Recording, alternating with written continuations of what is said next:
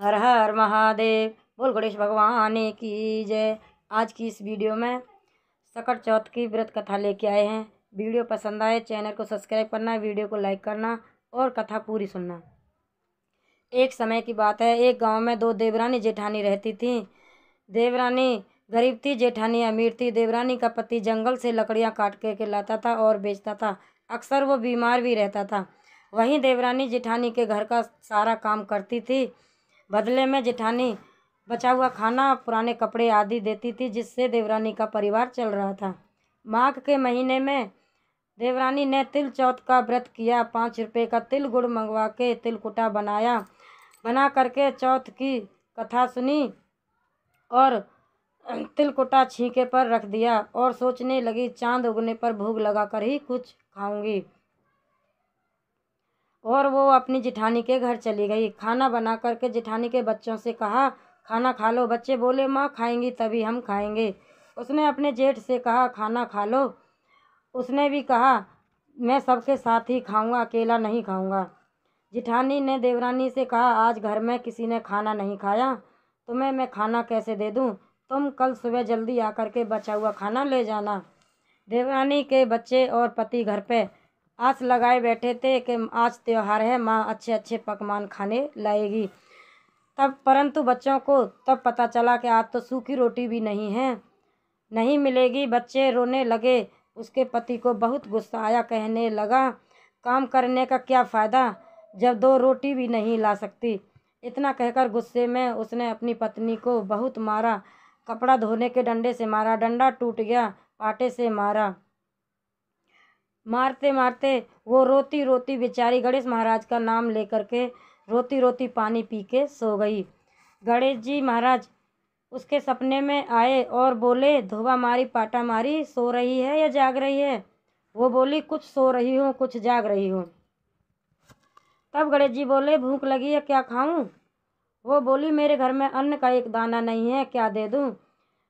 थोड़ा सा तिलकुटा छींके पर पड़ा है, आप वो खा लो। तिलकुटा खाकर गणेश जी बोले, निपटाई लगी, धोबा माई पाटा मारी, निपटाई लगी है, कहाँ निपटूं?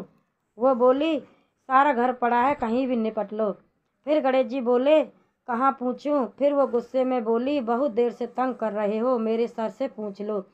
सुबह जब उसकी नींद खुली तो वो हैरान रह गई। उसका घर हीरे मोतियों से जगमगा रहा था। उसके माथे पे हीरे मोती जगमगा रहे थे।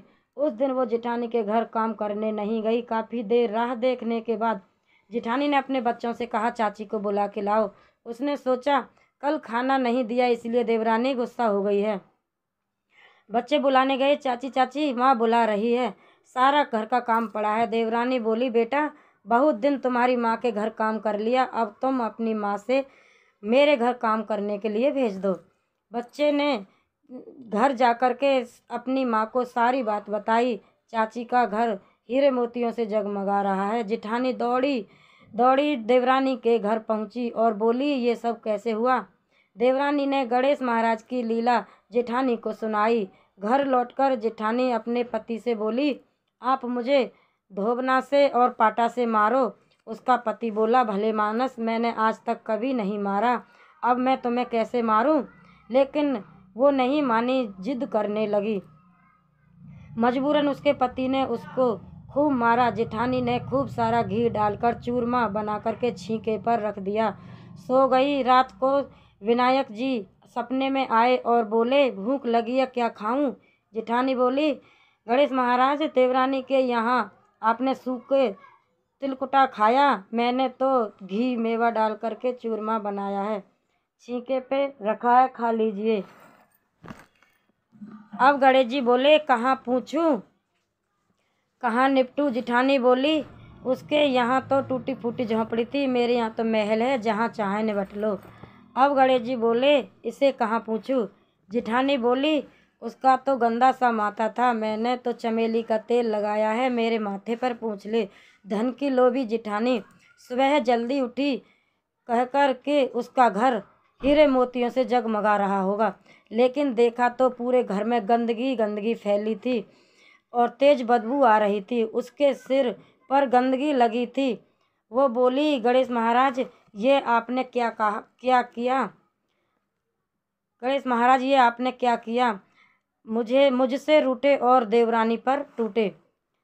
जिठानी ने गंदगी साफ करने की बहुत कोशिश की, गंदगी फैलती ही गई। जिठानी ने के पति को जब पता चला तो बहुत नाराज हुआ और बोला, तेरे पास सब कुछ था फिर भी तेरा मन नहीं भरा, तेरे लालच के का ये नतीजा है। परेशान होकर जेठानी गणेश महाराज के आगे विनती करने लगी, माफ़ी मांगने लगी। गणेश महाराज बोले, देवरानी से जलने के और धन के लोभ में तुम जो किया ये उसी का नतीजा है। इस प्रकार जेठानी को सबक सिखाते हुए गणेश महाराज ने अपनी लीला समेट ली।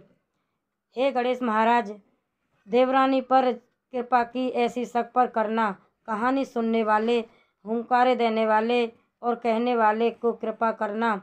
जैसी जिठानी को सजा दी ऐसी सजा किसी को मत देना। बोलो गणेश भगवान की जय।